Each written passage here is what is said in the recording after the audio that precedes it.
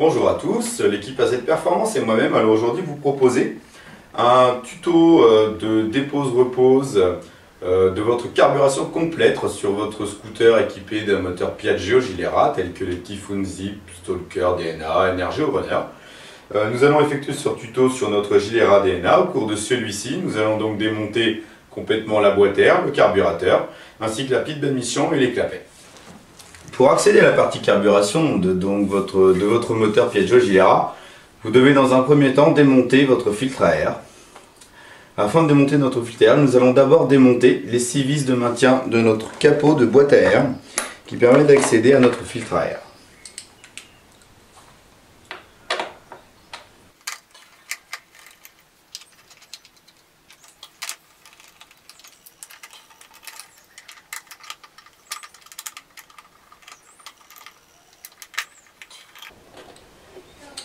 Une fois que vous avez démonté vos 6 vis, vous retirez le capot. Une fois que votre capot est retiré, vous avez donc votre mousse de boîte à air que vous retirez également. Pour ensuite démonter notre boîte à air, en fait le carter principal, on va l'appeler comme ça, il est uniquement fixé par 2 vis qui se trouvent donc ici et ici.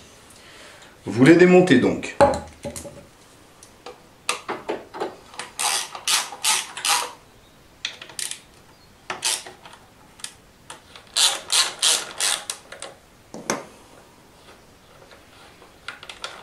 Vous les desserrez, vous les retirez complètement.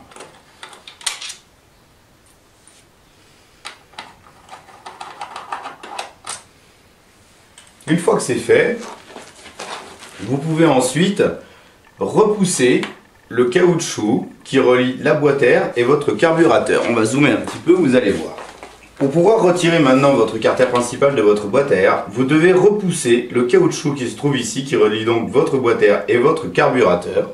On voit ici donc qu'il est inséré dans la boîte à air, ça permet l'alimentation d'air. Vous le poussez avec les doigts afin de le déboîter complètement et ensuite vous pouvez tout simplement retirer votre boîte à air. Voilà donc maintenant de l'autre côté de notre moteur, toujours sur notre partie carburation. On retrouve donc toujours notre caoutchouc d'alimentation d'air qui provient de la boîte à air que nous venons de démonter.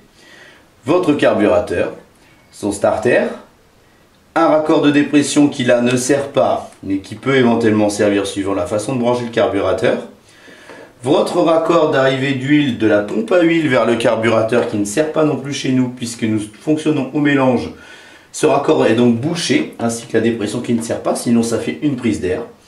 Vous avez ici le raccord d'alimentation d'essence, votre starter, et votre câble d'accélérateur. Vous trouvez ici la pipe d'admission et juste en dessous les clapets. Pour pouvoir démonter votre carburateur, vous devez donc desserrer le collier qui permet de serrer votre pipe d'admission sur votre carburateur. Vous desserrez donc le raccord et votre carburateur se démonte. Une fois que vous avez sorti votre carburateur de votre pile d'admission, vous pouvez vous placer un chiffon afin de pouvoir débrancher votre durite d'arrivée d'essence qui est pleine et donc qui coule, ce qui paraît évident. Voilà, ça vous permet de ne pas en mettre partout. Une fois que c'est fait, vous allez pouvoir démonter le cache plastique donc qui permet d'accéder au câble d'accélérateur ainsi qu'au boisseau. Vous desserrez la vis de maintien. Vous la retirez bien entendu complètement et vous pouvez ensuite retirer votre câble d'accélérateur. Au bout de ce câble, vous trouvez donc votre aiguille, votre boisseau, le câble, le ressort qui permet le fonctionnement du boisseau, ainsi que tout le système du câble. Une fois que vous avez retiré ça, vous pouvez donc retirer votre carburateur. Nous allons maintenant passer à l'établi afin de vous montrer sa conception.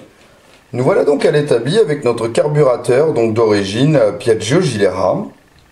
Ces carburateurs d'origine sont des carburateurs d'Elerto PHVA. Donc nous pouvons maintenant retirer, si on en a envie, le caoutchouc qui relie donc notre carburateur à notre boîte à air. Vous avez donc ici l'emplacement du boisseau et de l'aiguille. Ce boisseau se replaçant toujours, lorsque vous le regardez, il a un côté qui est biseauté. Le biseau se retrouve toujours du côté du filtre à air. De toute façon, il y a un détrompeur, ce qui fait que si vous n'êtes pas bien placé, vous ne pouvez pas insérer votre boisseau. Vous avez donc ici votre starter, ici votre arrivée d'essence, ici votre raccord de dépression qui, s'il ne sert pas pour le fonctionnement du robinet d'essence, doit être bouché. Ici, vous avez votre raccord d'arrivée d'huile qui, s'il ne sert pas, doit également être bouché, sinon cela fait une prise d'air. De ce côté-ci, vous trouvez la vis avec le ressort qui est votre vis de ralenti. Et juste à côté, côté filtre à air, vous trouvez votre vis de richesse. Si votre vis de richesse se retrouve côté filtre à air, c'est une vis de richesse d'air. Si votre vis de richesse se retrouve côté pile d'admission, il s'agit d'une vis de richesse d'essence. Voilà, nous allons maintenant démonter la cuve de carburateur. Bon, notre carburateur coule un peu, c'est normal, puisqu'il y a de l'essence dans la cuve. Vous desserrez donc les deux vis de maintien de votre cuve de carburateur. Vous la retirez. Et vous trouvez ici plusieurs choses. Vous avez votre flotteur qui permet de réguler le niveau d'essence dans votre cuve de carburateur, votre gicleur principal et votre gicleur de ralenti. Ici, c'est le starter. Donc, le gicleur qui va nous intéresser principalement, le gicleur de starter, on y touche en gros quasiment jamais, c'est le gicleur principal que vous avez donc uniquement à desserrer. Pour les carburateurs PHVA, ce sont des gicleurs avec un diamètre 6, c'est-à-dire la partie filetée fait diamètre 6. Donc pour enrichir votre carburation, vous mettez un gicleur plus gros. Pour appauvrir, vous mettez un gicleur plus petit. Donc vous le replacez, ou vous le changez si vous avez besoin de modifier votre carburation. Et votre gicleur de ralenti se trouve donc juste à côté. Il permet en fait de réguler le mi-gaz, on va dire. C'est-à-dire que si lorsque vous roulez avec la poignée de gaz, on va dire à peu près à moitié, et que votre moteur a tendance à brouter, c'est que votre gicleur donc de ralenti est trop gros. Vous pouvez donc en acheter pour en mettre des plus petits ou des plus gros selon le besoin. Voilà, on le replace. Voilà ce qu'il en est pour le côté de la cuve et donc des différents gicleurs. Vous nettoyez bien l'ensemble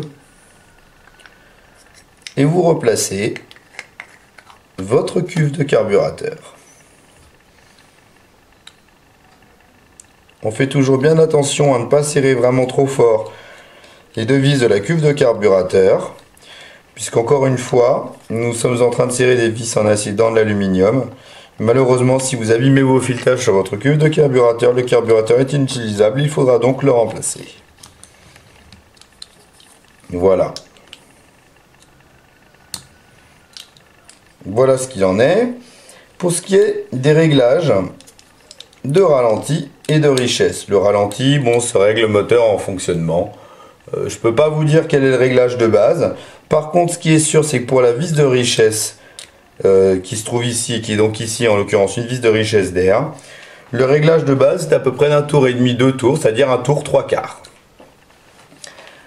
On va démonter également le starter, qui est ici un starter manuel. Vous démontez donc les deux petites vis qui le maintiennent en place.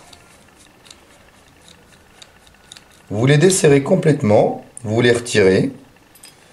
Vous pouvez ensuite retirer cette espèce d'agrafe qui permet de maintenir votre starter. Vous le tournez ensuite légèrement et vous le sortez. Voici votre starter manuel.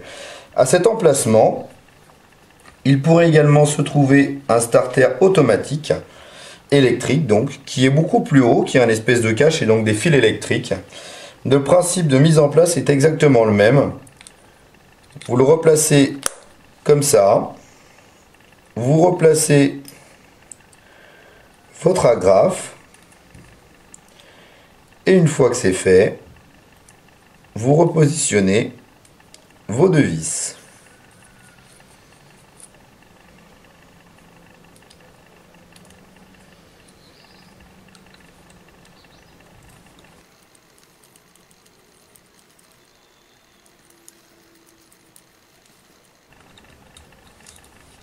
Voilà, votre starter est donc remonté. Pour démonter votre pube d'admission, vous devez démonter la vis qui se trouve ici et la vis qui se trouve à l'opposé.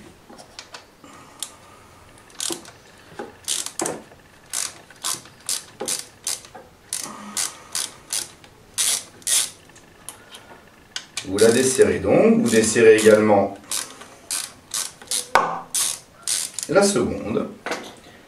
Et une fois que c'est fait, vous les retirez complètement.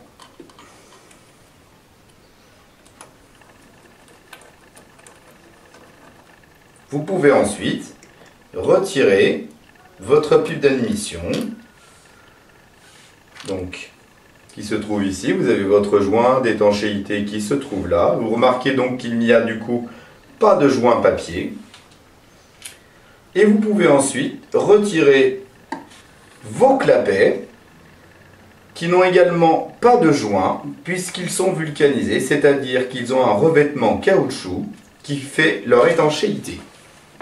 Pour remonter vos clapets, vous positionnez donc tout simplement vos clapets dans le bon sens bien entendu en place. Vous présentez ensuite de nouveau votre pipe d'admission par-dessus et vous pouvez resserrer les vis.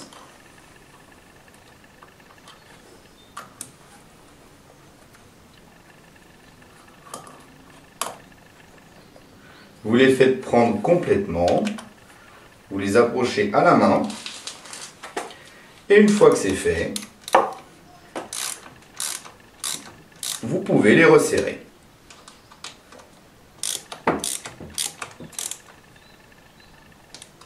Voilà. Pour repositionner notre carburateur, nous allons tout d'abord remettre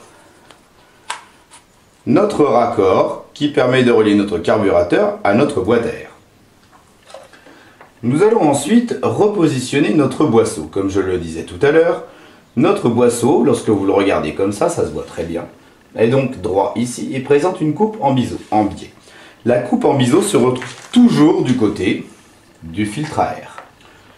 Vous positionnez donc votre boisseau dans le bon sens.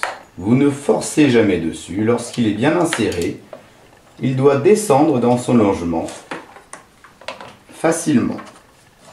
Vous positionnez ensuite votre cache noire de maintien et vous présentez la vis de fixation.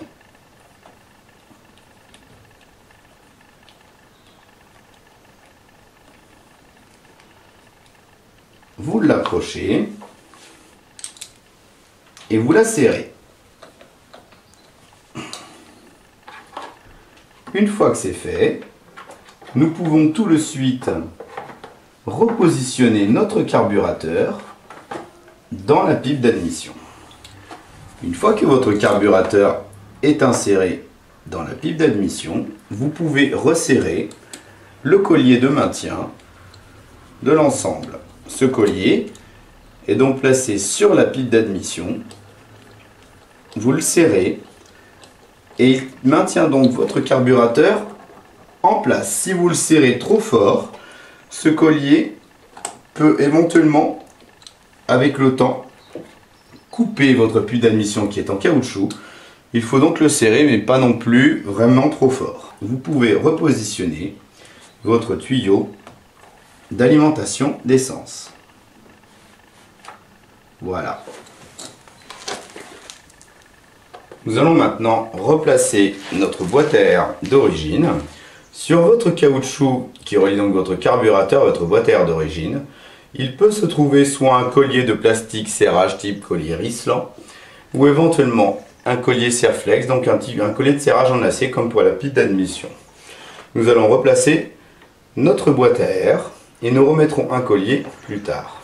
Vous replacez donc votre boîte à air et vous insérez votre raccord qui fait la liaison entre votre boîte à air et votre carburateur. Une fois que c'est fait, vous pouvez replacer les deux vis de maintien de votre boîte à air.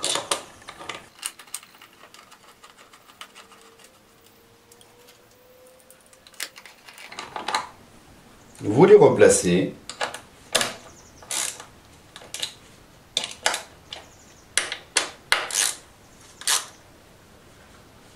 et vous les serrez. Vous pouvez maintenant replacer un collier de fixation de votre caoutchouc entre votre boîte à air et votre carburateur. Vous le placez, vous le serrez et vous recoupez bien entendu la longueur qui vous gêne et maintenant votre raccord est complètement en place. Nous pouvons maintenant replacer notre mousse de boîte à air et enfin notre capot de boîte à air.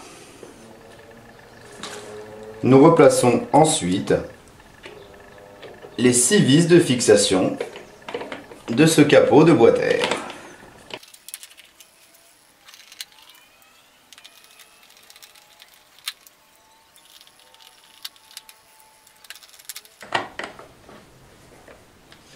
Voilà, nous avons donc maintenant fini de remonter notre capot de boîte à air. Voilà, l'intervention est maintenant terminée. N'hésitez pas à nous rejoindre sur notre site azperformance.fr. Vous y trouverez les pièces ainsi qu'éventuellement l'outillage dont vous avez besoin. A bientôt pour un autre tuto.